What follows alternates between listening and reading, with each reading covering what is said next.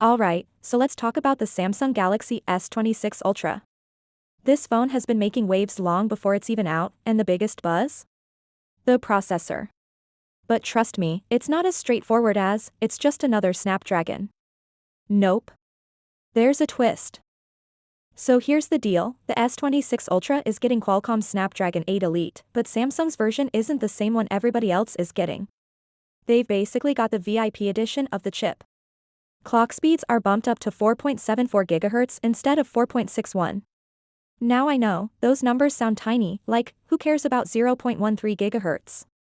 But in real performance tests, that bump gives Samsung an edge.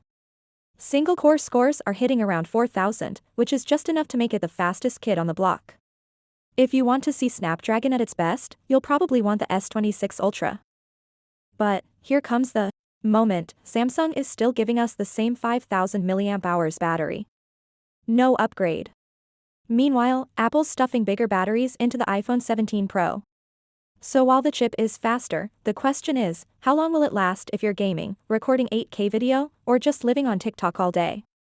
That's the real trade-off.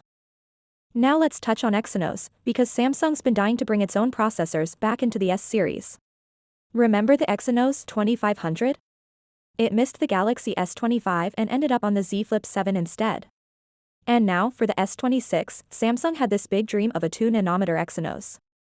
But, it's still not quite ready. Which is why Snapdragon is holding the Ultra down again this year. There's always a chance Samsung could split it by region, but honestly, that doesn't look too promising right now.